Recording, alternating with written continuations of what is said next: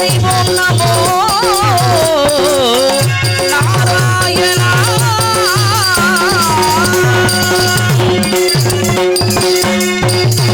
அறிவோம் நமோ நாராயணா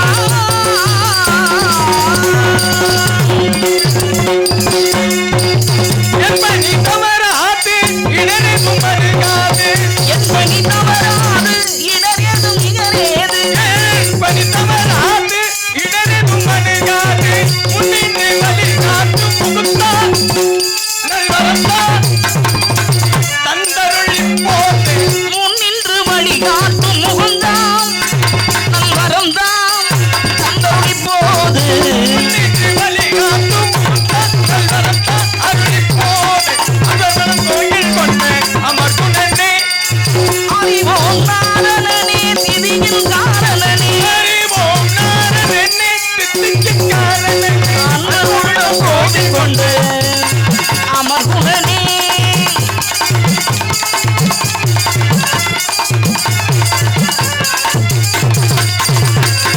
வேதம் படைக்கவும் விமலனளிக்கவும் ஆதிநாராயணனே ஆதிநாராயணனே அனைத்துமே காண்கின்றார் வேதம் படைக்கவும் விமலனளிக்கவும் வேதம் படைக்கவும் விமலனளிக்கவும் ஆதிநாராயணனே ஆதிநாராயணனே அனைத்துயிர் காக்கின்றார் வேதம் படைக்கவும் விமலனளிக்கவும் ஆதிநாராயணனே அனைத்துமே காண்கின்றார் தீங்குகத்தை போக்கும் நாராயணா நாராயணா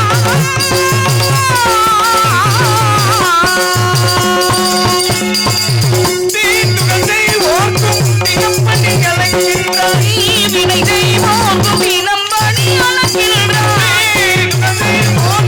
தினப்பணி அழைக்கின்றாய் ஓதும் நீதான இந்த உலகினிலே வடிவினிலே வெள்ளிக்கண்ணிலே ஓதும் என்னால் இந்த உலகினிலே மனவடிவினிலே இசையினிலே ஓதும் நீதான இந்த உலகினிலே வடிவினிலே இந்த வடிவினிலே அன்பமில்லம் கோயில் கொண்டு அமர் குணனே அறிவோம் நாரணனே திதியின் காரணனே அறிவோம் நாரணனே சித்திக்கு காரணனே அன்பர் உள்ளம் கோவில் கொண்டு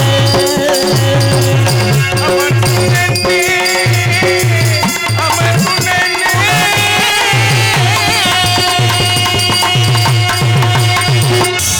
நாராயண நமோ நாராயண ஓம் நமோ நாராயண அபிஷேக பிரியா சிவா அலங்கர பிரியா விஷ்ணு சோசன பிரியா சூர்யா கலகப்பிரியா நாரதா என்ற யாமும் எழுத்திலக்கணம் எழுத்தாற்றல் கணிதம் வேதம் புராணம் வியாகரணம் நீதி சாஸ்திரம் ஜோதிட சாஸ்திரம் தர்ம சாஸ்திரம் யோக சாஸ்திரம் மந்திர சாஸ்திரம் நிமித நூல் சிற்ப சாஸ்திரம் ஐத்திய சாஸ்திரம் உருவ சாஸ்திரம் இதிகாசம் மணப்பு அலங்காரம் மதுரை பொழிவு நாடகம் நடனம் ஒளிநுட்ப அறிவு யாழ் குழல் மிருதங்கம் தாளம் விற்பயிற்சி பொன்னோட்டம் தேர் பயிற்சி மணிநோட்டம் யானை ஏற்றம் குதிரை ஏற்றம் மணிநோட்டம் மணியியல் போர் பயிற்சி மல்லம் கவர்ச்சி ஓட்டுக்கை நட்பிப்பிருப்பு காமநூல் மயக்குநூல் வசியம் இதழியம் இன்னிசை பிற உயிர் மொழி அறிக்கை மகளிருத்தம் நாடி பயிற்சி கல்லுளும் இளப்பறிக்கை மரத்ததை அரித்தல் வான்முகம் வான் செலவு கூடு விட்டு கூடுபாய்தல் தன்னூறு கரத்தல் மாய செய்கை பெருமாய செய்கை அலர்கட்டு நீர்க்கட்டு வலிக்கட்டு கண்கட்டு நாவுக்கட்டு விந்துக்கட்டு புதையற்கட்டு சூனியம் ஆக கட்டு வெள்ளை கலை எடுத்து வெள்ளை பணி உண்டு வெள்ளை கமலத்தில் வீட்டிருப்பாள் வெள்ளை அரியாசனத்தில் அரசுரை என்னை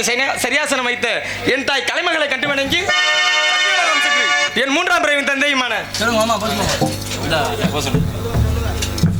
இந்த நாடகத்தில் நாரதராக விட்டிருக்கும் அருமை தம்பி ஆவியூரை சேர்ந்த உதயநிதி அவர்களுக்கு மானாமதுரை கனக சபாபதி நாடக நடிகர் சார்பாகவும் அருமை அப்பா ஜி.கே. சந்திரன் தாமரைச்செல்வி குடும்பத்தார் சார்பாகவும் இந்த பொன்னாடையும் இந்த சீல்டையும் அன்பளிப்பாக வழங்குகிறார்கள்.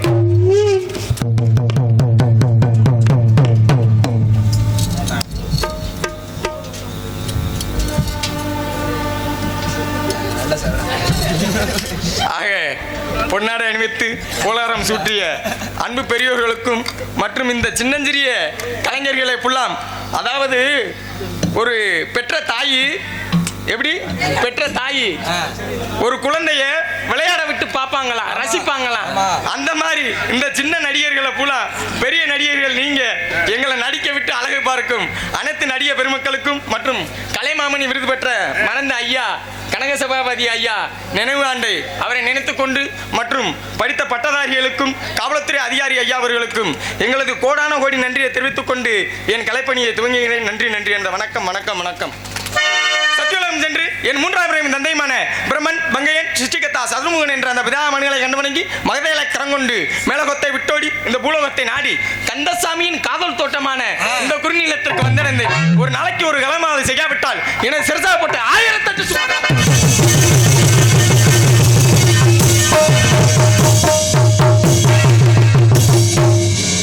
1008 சுக்குநூறாக வெடிக்க கிடந்தது மாதம் நக்கணித்த சாபம். ஆகவே இன்று இந்த இடத்திலே என் கழகம் வெற்றி பெற வேண்டும் என்றால் யாரை வணங்க வேண்டும்?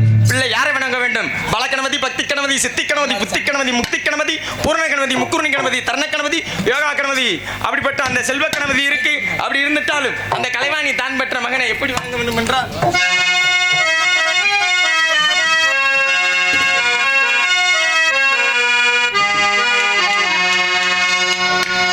கலைவாணி தான் பெற்ற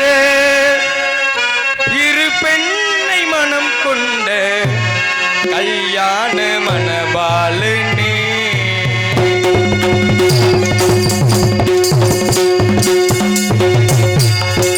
கலைவாணி தான் பெற்ற இரு பெண்ணை மனம் கொண்ட கல்யாண மணவாளனே. வேத முகத்தோடும் வேத குலத்தோடும் முகத்தோடும் வேத குலத்தோடும் மனவரை வளம் வந்த கணநாதனே. கலைவாணி தான் பெற்ற இரு பெண்ணை மனம் கொண்ட கல்யாணி மணவாளனே.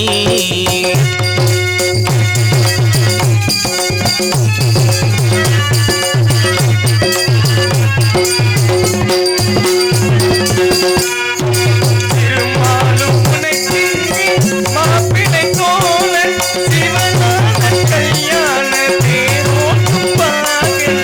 இருமாடும் உனக்கிங்கு மாப்பிள்ளை தோழன் சிவனாரும் கல்யாண தேரோட்டும் பாகன்.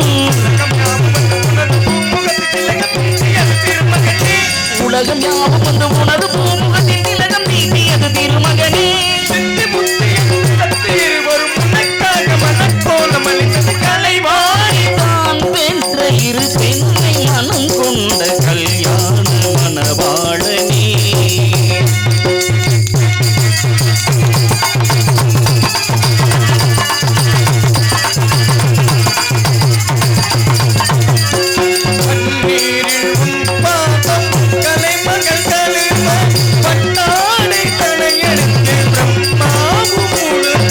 பன்னீரும் பாதம் கலைமகள் தழுவ பட்டாடை தனை எடுத்து பிரம்மாவும் ஒடுக்க.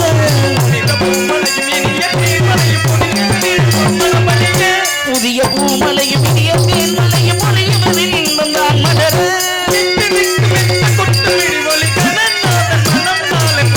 கலைவாணி தான் பெற்ற இரு பெண்ணை மனம் கொண்ட கல்யாண மணவாளனே. வீர முகத்தோடும் வீர முகத்தோடும் கணநாதனே.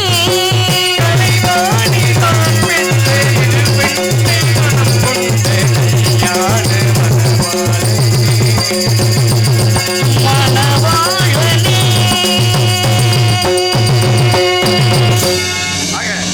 அப்படிப்பட்ட அந்த மூலப்பொருள் முதற்பொருள் விநாயக பெருமானை வணங்கி விட்டாலும் கூட கலியுக கடவுள் சபரிமலை ஐயப்பனை வணங்க வேண்டும். அன்பார்ந்த ரசிக பெருமக்களே, அதாவது நீங்க கொடுக்குற ஒரு பணத்துலதான் நடிகர்கள் பொழப்பெல்லாம் ஓடுது. இன்னைக்கு பாத்தீங்கன்னா ஐயப்பன் கோயிலுக்கு சபரிமலைக்கு மாலையிட்டு அதிக பக்தர்கள் போவாங்க.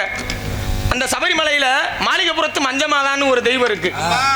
ஆனா மாளிகைபுரத்து மஞ்சமாதான்னு தெய்வம் இருக்கு. அந்த தெய்வம் எப்படி சபரிமலைக்கு வந்துச்சு சொல்லுங்க. அந்த சபரிமலைக்கு மாளிகைபுரத்து மஞ்சமாதா வந்ததும், அதாவது அதோட முப்பிறப்பு என்ன?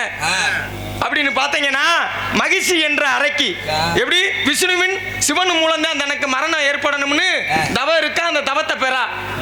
அதே நேரத்தில் பாருங்க, தேவர்களின் வேண்டுகோளுக்கு இணங்க விஷ்ணுவின் மோகினி அவதாரத்திற்கும் சிவனுக்கும் பிறந்தவர் தான் அந்த ஹரிஹர சுதன் ஆனந்த ஐயப்பன். அப்ப பாருங்க, பந்தலராஜ மன்னன் எடுத்து வளர்க்கிறாரு.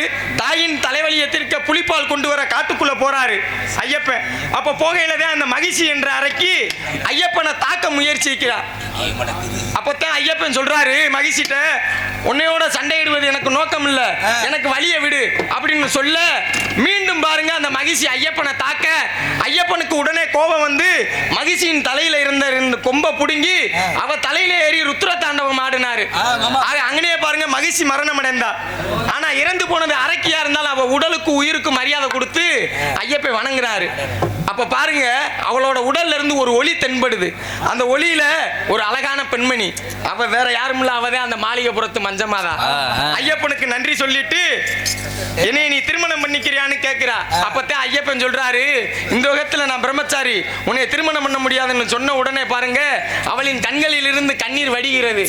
அதை பார்த்துட்டு ஐயப்பன் என்ன சொல்றாரு, உன்னை திருமணம் பண்ணிக்கிறேன், ஆனா ஒரு நிபந்தனை. என்ன நிபந்தனை? எனக்கு இன்னும் சிறிது காலத்துல ஒரு மலை, அதாவது கோவில் கட்டப்படும். அந்த கோவிலுக்கு புதிதாக பக்தர்கள் மாலையிட்டு வராவிட்டால், அதாவது கன்னிச்சாமி என்னைக்கு வராம இருக்காங்களோ அன்னைக்கு நான் உன்னை திருமணம் பண்ணிக்கிறேன். என்னை வரும் பக்தர்கள் உன்னை வணங்குவாங்க, உன்னை வழிபடுவாங்கன்னு சொன்னா. அதே பாருங்க, அதாங்க இந்த சபரிமலையில மாளிகைபுரத்து மஞ்சமாதா ஆக வந்த காரணம். இருந்துட்டாலும் ஐயப்பன் கோயிலுக்கு போனோம்னா அந்த 18 படியை தொட்டு கும்பிட்டாலும் மோட்சம். அப்படி அந்த 18 படியில என்ன இருக்கு? ஒற்றை வரிசை படியில பாத்தீங்கன்னா கிரகங்களும், இரட்டை வரிசை படியில பாத்தீங்கன்னா தெய்வங்கள் இருக்கு. அதுக்கு தான் சொன்னாங்க, 1ஆம் படியில் பாருங்க சூரியனும், 2ஆம் படியில் சிவனும், 3ஆம் படியில் சந்திரனும், 4ஆம் படியில் பராசக்தியும், 5ஆம் படியில் செவ்வாயும், 6ஆம் படியில் முருகனும், 7ஆம் படியில் புதனும், 8ஆம் படியில் விஷ்ணுவும், 9ஆம் படியில் குருவும், 10ஆம் படியில் பிரம்மாவும், 11ஆம் படியில் சுக்கிரவனும், 12ஆம் படியில் பாருங்க சரஸ்வதியும், 13ஆம் படியில் சனீஸ்வரரும், 14ஆம் படியில் மனுவும், 15ஆம் படியில் ராகுவும், 16ஆம் படியில் லட்சுமியும், 17ஆம் படியில் கேதுவும், 18ஆம் படியில் விநாயக பெருமான் குடிகொண்டிருக்கிறார்.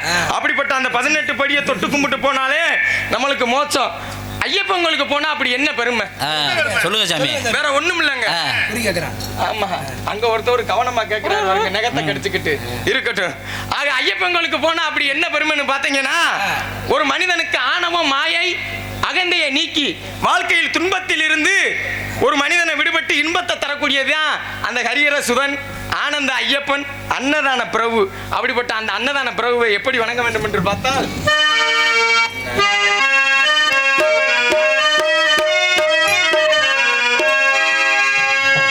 அன்னதான பிரபுவே சரணம் ஐயப்பா, அரியங்காவு ஐயனே சரணம் ஐயப்பா. அன்னதான பிரபுவே சரணம் ஐயப்பா, ஆரியங்காவு ஐயனே சரணம் ஐயப்பா.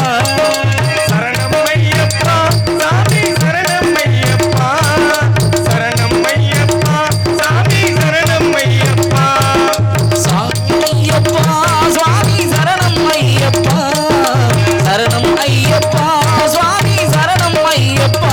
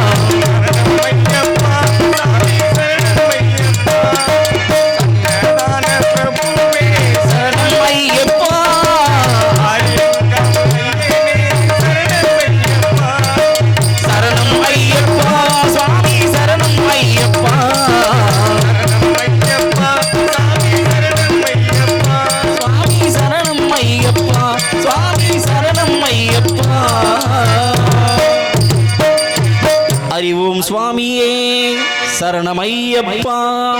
கைகட்டி பெருமைப்படுத்தி அத்தனை நல்ல உள்ளங்களுக்கும் நன்றியை தெரிவித்துக் கொண்டு அப்படிப்பட்ட அந்த கலியுக கடவுள் சபரிமலை ஐயப்பனை வணங்கி விட்டாலும் கூட காலதாமதம் காரியக்கேடு காலமருந்து நடக்காதவன் வாழ்க்கையில் குளமிருந்த குரங்கிற்கு ஒப்பு என்று 18 வருஷத்துக்கு முன்னாடி எங்க அப்பா வச்சுட்டாரு ஒப்பு. ஆக இந்த இடத்துல உதயநிதி பண்ண மாட்டேன் தப்பு வந்துரு போத நந்தவனம் இது யாருக்கு சொந்தவனம்? இந்த சொந்தவனத்துல கலகம் செய்ய ஏதாவது சத்தம் ஆலோலம் சோ என்ன ஒரு இனிமையான கானம். ஆக அருமையான ஒரு குரல் வளம். ஆக இருந்துட்டாலும் நீங்க பார்க்காத திருமணம் இல்ல. இந்த காலத்துக்கு அந்த காலத்துக்கு எத்தனையோ திருமண வேறுபாடு இருக்கு. என்ன வேறுபாடு? ஏன்னா பாருங்க, அந்த காலத்துல பெரியவர்கள் எல்லாம் ஒன்று கூடி ஒரு 3 வெத்தலை ஒரு பாக்க வச்சு ஆக ஒரு 11 21 காணிக்க வச்சு வீடு வீடா போய் கல்யாணத்துக்கு வந்துருங்க என்று கூப்பிடுறது அந்த காலம். வந்துருங்க. ஆமா, அது சொந்த பந்தமா போய். ஆனா இந்த காலத்துல அப்படி இல்ல. திருமண அழைப்புதல் ஒண்ணு அச்சடிக்கப்படுது. சரி, ஆனா அந்த திருமண அழைப்புதல் எப்படி அடிக்கிறாங்க? எப்படி அடிக்கிறாங்க? இப்படித்தான் எங்க ஊர் பக்கத்துல ஒருத்தன் திருமண அழைப்புதல் அடிச்சிருந்தான். எப்படி சாமி? எப்படின்னு பாத்தீங்கன்னா திருமண அழைப்புதல் எப்படி? திருமண அழைப்புதல் எமனே துணை. என்னது எமனே துணையா? அப்படித்தாங்க அடிச்சிருக்கான். நான் என்ன பண்றது? சரி, அதான் சொல்றேன். திருமண அழைப்புதல் எமனே துணை. ராகு வேலை காலி மாதம் 33ஆம் தேதி கழுவா மூஞ்சி மகன் விடியா மூஞ்சி என்பவனுக்கும் முண்டக்கணி அம்மாள் மூக்காய் என்பவளுக்கும் சோம்பரிகளால் நிச்சயிக்கப்பட்ட வண்ணம். அதுவும் சோம்பரிகளால் நிச்சயிக்கப்பட்ட வண்ணம். சரி, ஆக பாருங்க, ராஜ வேலை நரி ஊளையிடுதல் கோட்டான் கூவும் நாய் அழுவும். திருமணம் எங்க நடக்கும்? சுருகாத்து மரத்தடியில் நடக்க இருப்பதால் வருபவர்கள் வரலாம், வராதவர்கள் போகலாம். நிகழ்ச்சி நிரல் இரவு 7 மணிக்கு கால் இல்லாத கந்தசாமின்னு கரகாட்டம். கால் இல்லாத கந்தசாமி. இரவு 9 மணிக்கு எப்படி பல்லு இல்லாத பால்சாமியின் பகுத்தறிவு மட்டும் பாட்டு கச்சேரி. இரவு 11 மணிக்கு விரல் இல்லாத வீராசாமி வீணையை வாசிப்பார். அவர் வீணையை இப்படி எல்லாம் நீ சொன்ன தாளக்காய் கோச்சுக்கிட்டாரு. ஆக பாருங்க, இப்படி எல்லாம் நான் சொல்லலங்க. திருமண அழைப்புதல் அடிச்சிருக்காங்க, அதை உங்களோட சொல்றேன். ஆக என்னைய குத்தமா நினைக்க கூடாது. ஆக இப்படி எல்லாம் திருமண அழைப்புதல் அடிக்காம. ஆக பாருங்க, இந்த உலகத்துக்கு பகல்ல பாருங்க ஒளியை தரக்கூடியது சூரியன். ஆனா இரவுல வெளிச்சம் இல்ல. அதுக்கு தான் பாருங்க தாமஸ் ஆல்வா எடிசன் என்ன கண்டுபிடிச்சாரு? ஒரு பல்பை கண்டுபிடிச்சாரு, விளக்க. ஆனா பாருங்க 1000 முறை தோல்வி அடைகிறாரு, ஆனா அந்த விளக்க கண்டுபிடிக்கிறாரு. அப்பதான் அந்த அவரும் அவர் பொண்டாட்டியும் பாருங்க வீட்டுக்குள்ள உட்கார்ந்து பேசுறாங்க. எப்படி 1000 முறை தோல்வி அடைஞ்சு இந்த பல்ப விளக்க கண்டுபிடிச்சீங்க, ஆனா கண்ணு கூசுதே ஏன் கண்டுபிடிச்சீங்க பொண்டாட்டி சொல்ல. சரி, கண்ணு கூசுதான். ஆக இப்படி சொல்ல. சரி, அதுக்குதான் இப்ப என்ன சொன்ன வரேன்னா, இந்த புலிக்கு முன்னாடி போன மானும் பொண்ணுக்கு பின்னாடி போன ஆணும் பொழைச்சதா சரித்திரம் இல்ல. முக்கியமா எங்க மாமா புரிஞ்சுக்கிட்டா சரி, அப்படியெல்லாம் இருந்துட்டாலும். ஆக நல்லவருக்கெல்லாம் ஒரே மனசாட்சி தாங்க. இந்த உலகத்துல பாருங்க எத்தனையோ பூக்கள் இந்த பூமியில பூக்குது. ஆக பாருங்க ஒவ்வொரு பூக்கும் நம்ம வாழ்க்கையில பூக்குது. எப்படின்னு பாத்தீங்கன்னா கடலில் பூக்கக்கூடிய பூ உப்பு, கடமையில் பூக்கக்கூடிய பூ பொறுப்பு. ஆக பாருங்க கல்லிலே பூக்கக்கூடிய பூ படைப்பு. ஆக படிப்பில் மரலும் பூ படிப்பு, படித்த பின் கிடைக்கும் வாய்ப்பு.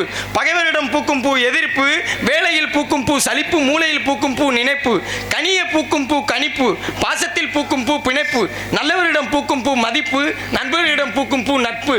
இது அனைத்தையும் இணைக்கும் ஒரே பூ. அது என்ன பூ? அதான் பிறப்பு. ஆக இப்படிப்பட்ட பிறப்புல நல்லவருக்குன்னு ஒரு மனசாட்சி தான். ஏன்னா இந்த உலகத்துல பாருங்க பணம் இருந்தா கடவுள்னு சொல்றான், குணம் இருந்தா குப்பைன்னு சொல்றான், பேசினால் ஏமானின்னு சொல்றான், நடித்தா நல்லவன்னு சொல்றான். ஆக அன்பு காட்டினால் ஏமாளி, எடுத்து சொன்னா கோமாளி. அதுக்குத்தான் சொன்னாங்க உலகத்தை நேசி ஒருவரை நம்பாதே, அனைத்தி ரஷ்யா எதற்கும் ஆசைப்படாதே. பட்டு போன மரத்திற்கு எப்படி பறவைகள் வருவதில்லையோ பணம் இல்லாதவன் வீட்டுக்கு உறவுகள் வருவதில்லை. ஆக இப்படியெல்லாம் இருந்துட்டாலும் அந்த நல்லவருக்கெல்லாம்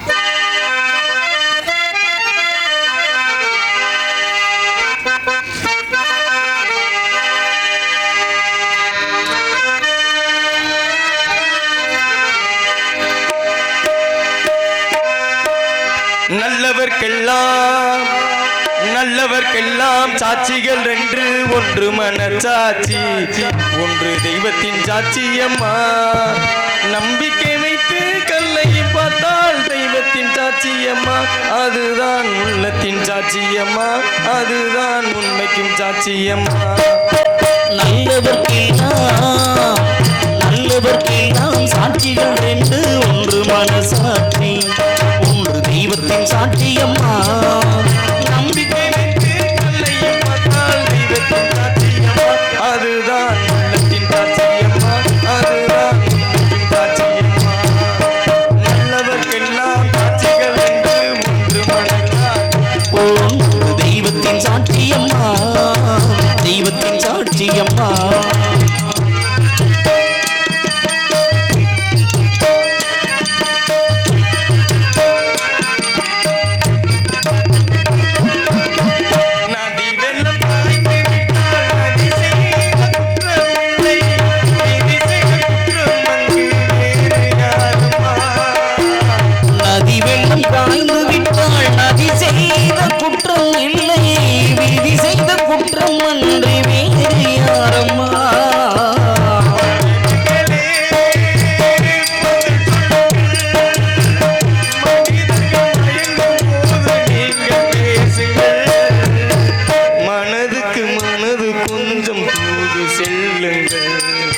நல்லவர்க்கெல்லாம் இந்த நல்லவர்க்கெல்லாம் சாட்சிகள் ரெண்டு ஒன்று மனசாட்சி ஒன்று தெய்வத்தின் சாட்சியம்மா தெய்வத்தின் சாட்சியம்மா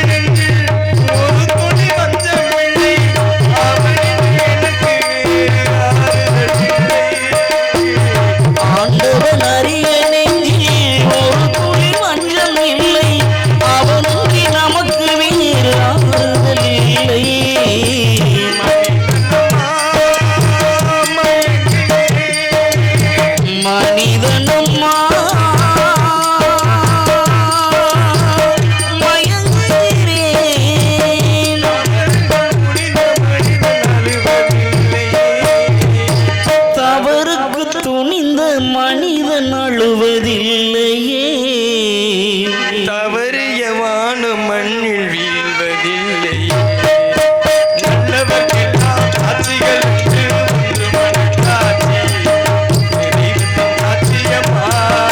நம்பிக்கை வைத்து கள்ளையும் பார்த்தால் தெய்வத்தின் சாட்சியம் அதுதான் தெய்வத்தின் சாட்சியம்மா அதுதான் உள்ளத்தின் சாட்சியம்மா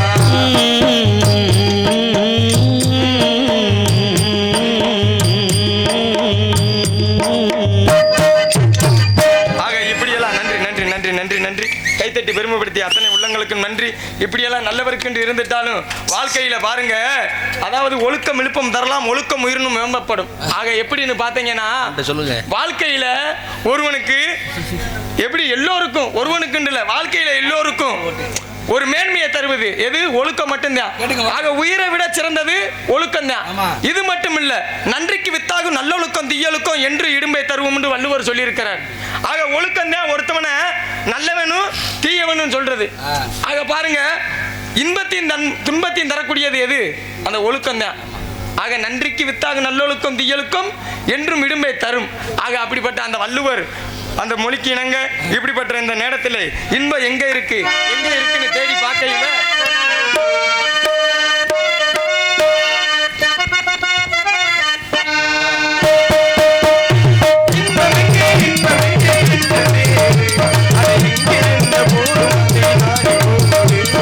இருப்பதெங்கே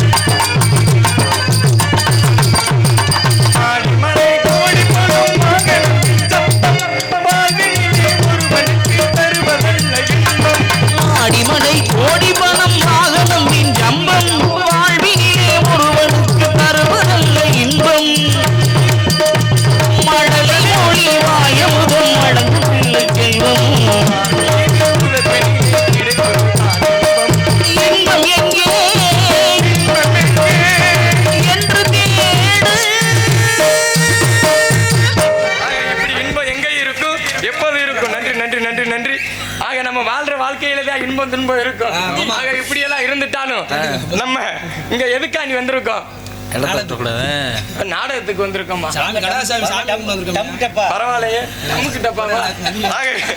நம்ம எதுக்கு வந்திருக்கோம்னு பாத்தீங்கன்னா, அம்மா இப்படித்தாம்மா இடையில பேச விடாம பண்றாங்கம்மா, நீங்க தான் மூத்தவங்க. ஆக இப்படி எல்லாம் பாத்தீங்கன்னா நம்ம எதுக்கு வந்திருக்கிறோம்? இந்த முருகனுக்கு திருமணத்தை பண்ணி பார்க்கணும் வந்திருக்கிறோம். ஆக பாருங்க, உலகங்கள் யாவும் அவனோட அரசாங்கம் தான்.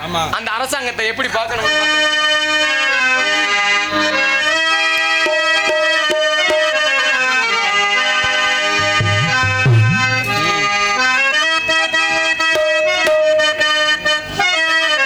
உலகங்கள் யாவும் உன் அரசாங்கமே,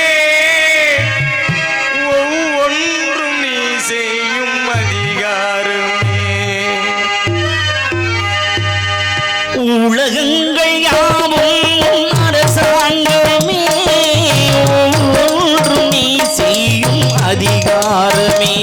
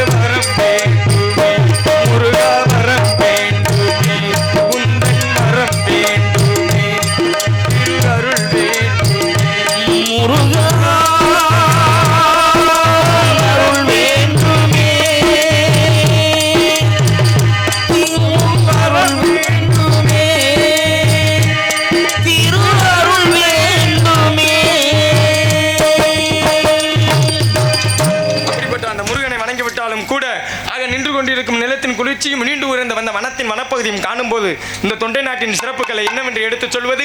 மலையும் மலை சார்ந்த இந்த குறுநிலத்திற்கு உள்ள சிறப்பு மலைநாட்டின் மகிமையை எடுத்து காட்டுகிறது. அப்படி என்ன இந்த தொண்டை நாட்டிற்கு சிறப்பு என்று நீங்களாம் கேட்கலாம். பாருங்க, சொல்லுங்க. 63 நாயன்மார்களில் செருதுளை நாயனார் பிறந்த நாடு இந்த பொன்னாடு. 12 ஆழ்வார்களில் திருமலிசை ஆழ்வார் பிறந்த நாடு இந்த தொண்டை நாடு. ஆக இப்படிப்பட்ட சிறப்பெல்லாம் இருக்கு. இது மட்டும் அல்லங்க, ஆக பறவைகள் என்றாலே எத்தனை காலு? ரெண்டு காலு தானே. உங்களுக்கு தெரிஞ்சது அம்பட்டு தான். ஆக பறவைகள் என்றாலே 2 காலு தான்.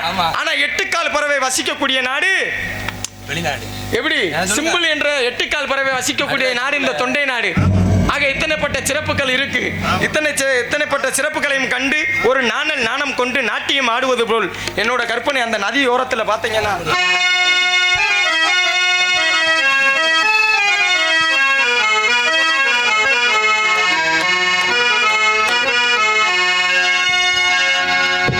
நதியோரம் நாணல் ஒன்று நாணம் கொண்டு நாட்டியமாடுது மெல்ல ஆனந்தம் ஆனந்தம் என் சொல்லு. நதியோரம் நாங்கள் ஒன்று நாளும் கொண்டு நாட்டியம் ஆடுது மெல்ல ஆனந்த ஆனந்தம் என் சொல்ல.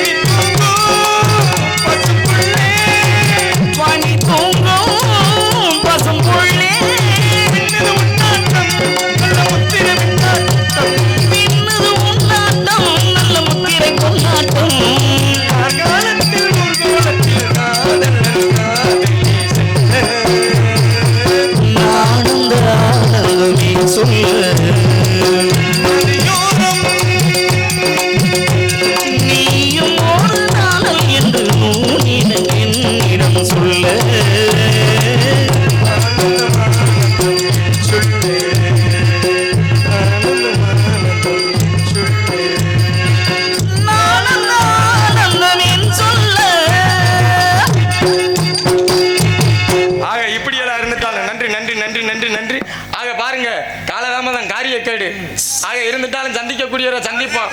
அவர் என்ன சொன்னாருன்னு தெரியுமா? ஆரம்பத்துல ஆவியூர் அரட்டாவளையா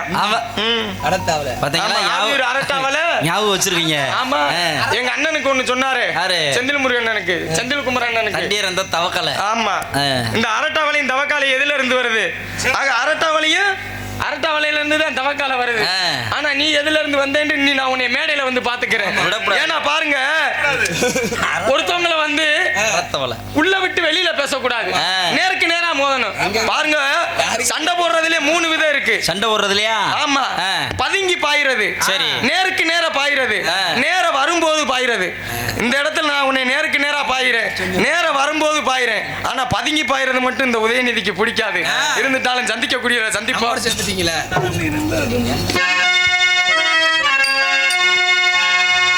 சுந்தரம் நிறைந்த தும்பும் சுந்தரம் நிறைந்த தும்பும் பொன் சிறந்த மங்கை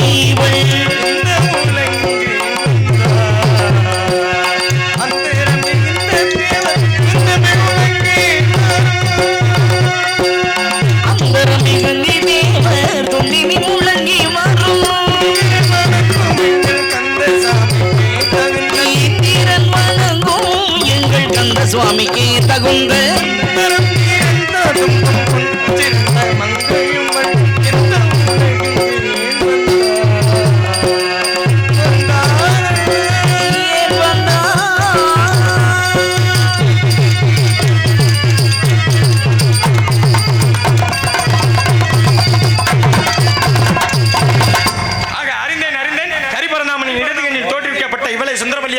சிவமுனிவரின் திருவொளி நோக்கால் இந்த பூலோகத்தில் மான்மனாக பிறந்து மனவேடத்திலமை நம்பியால் கண்டெடுத்து வளர்க்கப்பட்டு வள்ளி என்ற திருநாமம் சூட்டி குல வழக்கப்படி பறவைகளை விரட்டி வருகிறாள். இந்த வள்ளிக்கு என் மாப்பிள்ள முருகபெருமானுக்கும் திருமணம் நடக்கும் நாள் நெருங்கி விட்டதால் உடனே இவளை சந்தித்து என் உட்கரித்தை யூகித்து பிறகு ஆக வேண்டிய காரியத்தை கவனிப்போம். நாராயண நாராயண.